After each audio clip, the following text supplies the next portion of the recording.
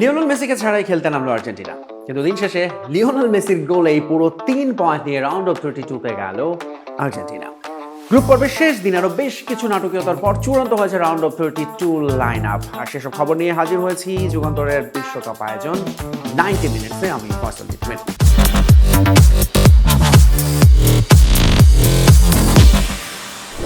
Argentina Jordan match group পর্বের শেষ দিনের শেষ ম্যাচ। এছাড়া অস্ট্রিয়া আলজেরিয়া একই সময় খেলছিল। ওই ম্যাচের উপর অনেক কিছু ডিপেন্ড করছিল ফলাফল। সেই ম্যাচে যাবো, তার আগে আর্জেন্টিনা জর্ডান এই ম্যাচটা দিয়ে শুরু করা যাক। 9টি পরিবর্তন নিয়ে খেলতে নামে আর্জেন্টিনা।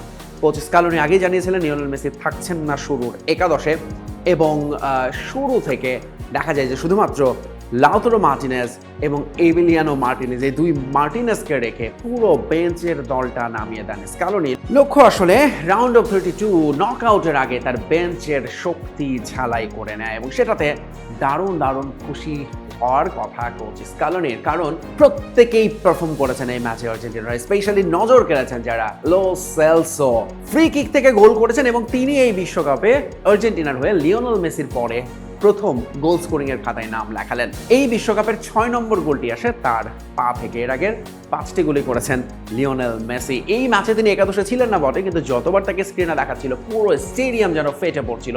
হাফ টাইমের পরে যে চিৎকার আরো বেড়েছে মেসি মেসি বলে। ফ্রি কিক থেকে যে গোলটা করেন লো সেলসো, সেই জায়গাটাই একেবারে ডি বক্সের সামান্য বাইরে, এবং এই ফাউলটা নিয়ে অনেকের আপত্তি আমরা দেখতে পাচ্ছি, বিশেষ করে সোশ্যাল মিডিয়ায়। কিন্তু রেফারি যেটি মনে করেছে, জর্ডানের ডিফেন্ডার তার বুট দিয়ে মূলত চেপে ধরেছিলেন সেইখানে আর্জেন্টাইন ফরওয়ার্ডকে, এবং সেই কারণেই এটা আসলে তিনি ফাউল দিয়েছেন, এবং সেখান থেকে ফ্রি কিকে দুর্দান্ত এক গোল লো সেলসোর। আর্জেন্টিনার প্রথম লিড, এরপর দ্বিতীয় লিড আসে পেনাল্টি থেকে, এবং পেনাল্টি থেকে প্রথমবারের মতো এই বিশ্বকাপে এবারে গোল স্কোরিংয়ের খাতে নাম তোলেন লাউতারো মার্টিনেজ। এই ম্যাচে যেটা অনেকেই চাইছিলেন, মার্টিনেজ এবং আলভারেজ দুজনকে স্টার্টিং 11-এ রাখেন কোচ স্কালোনি।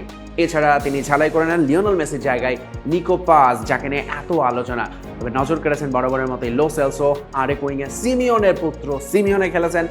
এছাড়া মিডফিল্ডে আজকে স্টার্ট পেয়েছেন পারাদেস। ডিফেন্সেও অনেকগুলো পরিবর্তন তাকে আনতে হয়েছে। সব মিলে বেঞ্চের থেকে যারা নেমেছেন তারা প্রত্যেকে স্কালোনিকে আশ্বস্ত করেছেন ম্যাচের যে কোনো সিচুয়েশনের জন্য পরবর্তীতে তারা প্রস্তুত আছেন। কিন্তু নজর ছিল একজনের দিকেই, লিওনেল মেসি। শেষ পর্যন্ত তিনি কি নামবেন এই ম্যাচে? অবশেষে ঠিক 60 মিনিটে লিওনেল মেসি যখন ডাগ আউটে দাঁড়িয়েছেন নামার জন্য, ঠিক সেই সময়ে আর্জেন্টিনা স্রোতের বিপরীতে গিয়ে গোল হজম করে বসে। তবে এর জন্য একটু ক্রেডিট দিতে হবে জর্ডানকে। তারা কিন্তু কখনোই খোলসে ঢুকে থাকেনি এই ম্যাচে আর্জেন্টিনার সঙ্গে, বরং বুক চিতিয়ে লড়াই করেছে, চোখে চোখ রেখে কথা বলেছে আর্জেন্টিনার। সুযোগ পেলে উপরে উঠে গিয়েছে, অ্যাটাক করেছে। এমিলিয়ানো মার্টিনেজের 2-1 পরীক্ষাও নিয়েছেন, এবং শেষ পর্যন্ত দারুণ এক ফিনিশিংয়ে গোল পেয়েছে জর্ডান। একটা টিম প্লে, এবং সেখান থেকেই দলীয় একটা গোল তারা করতে পেরেছে। এরপরে অবশ্য বাকি গল্পটা লিওনেল মেসির। তিনি যখন মাঠে নামেন তার কিছুক্ষণের মধ্যে সেই ফ্রি কিক, এবং সেখান থেকে লিওনেল মেসির আরও একটা গোল। পৌঁছে গেলেন নতুন উচ্চতায়। বিশ্বের প্রথম এবং একমাত্র খেলোয়াড় হিসেবে টানা 7টি ম্যাচে গোল করার রেকর্ড করলেন লিওনেল মেসি। শেষ পর্যন্ত ওই 3-1 গোলের ব্যবধানে জয় নিয়ে মাঠ ছেড়েছে আর্জেন্টিনা, এবং জর্ডানের জন্য আসলে ওই একটা গোল নিঃসন্দেহে তাদের বিশ্বকাপের সবচেয়ে বড় অভিজ্ঞতা হয়ে থাকবে। তাদের তো বিদায় নিশ্চিত হয়ে যায় আগেই। আর্জেন্টিনা এখন কেপ ভার্দের সঙ্গে মাঠে নামার জন্য পুরোপুরি প্রস্তুত বলা যায়। তবে এই ম্যাচে মাঠে ছিল অস্ট্রিয়া এবং আলজেরিয়া ঠিক একই সময় আর্জেন্টিনা ম্যাচের সময়, কিন্তু ওই ম্যাচটাতে আসলে কপাল পুড়েছে ইরানের। ঠিক যেভাবে তারা গ্রুপ পর্বের শেষ ম্যাচে দারুণ আশা জাগিয়েও শেষ মুহূর্তে অফসাইডের ফাঁদে পড়ে তাদের গোলটি বাতিল হয়ে যায়, একই রকমভাবে অস্ট্রিয়া আলজেরিয়া ম্যাচেও ক্ষণে ক্ষণে রং বদলেছে এবং হতাশায় পড়তে হয়েছে। কখনো আনন্দ, কখনো বেদনা থেকে শেষ পর্যন্ত হতাশায় পড়তে হয়েছে ইরানকে। কিভাবে বলছি, অস্ট্রিয়া এবং আলজেরিয়ার এই ম্যাচের ইকুয়েশন ছিল সোজা। দুটো দল যদি ড্র করে তাহলেই তারা চলে যাবে, এই দুটি দলই চলে যাবে রাউন্ড অফ 32-তে বেস্ট থার্ড টিমের শেষ দুটি টিম হিসেবে। কিন্তু যদি কোনো একটা দল জিতে যেত তাহলে আরেকটা দলের জায়গা নিয়ে নিত ইরান।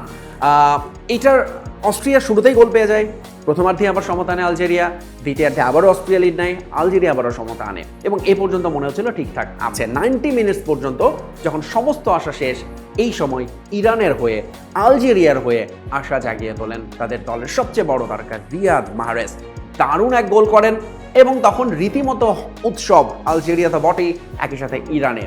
93 মিনিটসের গোল, আর হাতে আছে 3 মিনিট। কিন্তু এই সময় অঘটন ঘটায় অস্ট্রিয়া। অঘটন ঠিক বলা যাবে না, ইরানের জন্য অঘটন, বাট তারা সমতায় ফিরে নিজেদেরকে নিয়ে যায় রাউন্ড অফ 32-তে, বিদায় ঘটে ইরানের।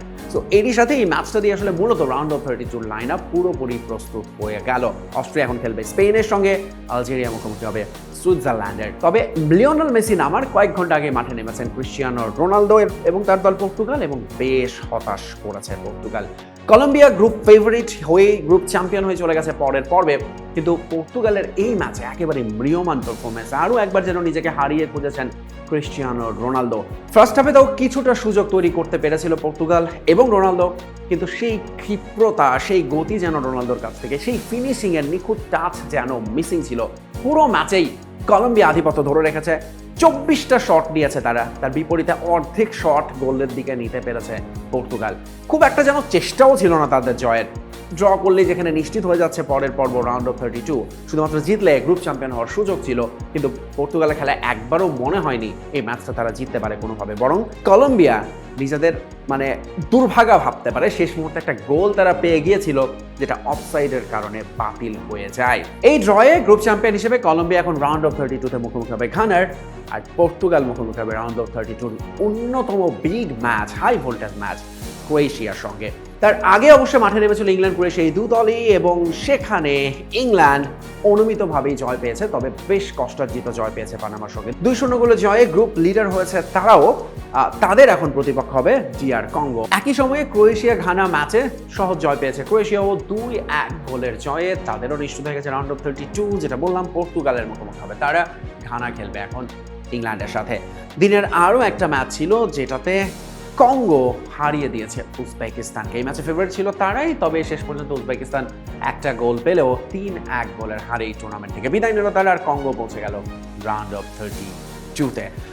এই ছিল মোটামুটি আজকের 90 মিনিটস। দেখা হচ্ছে আবারও খুব শীঘ্রই, ভালো থাকবেন।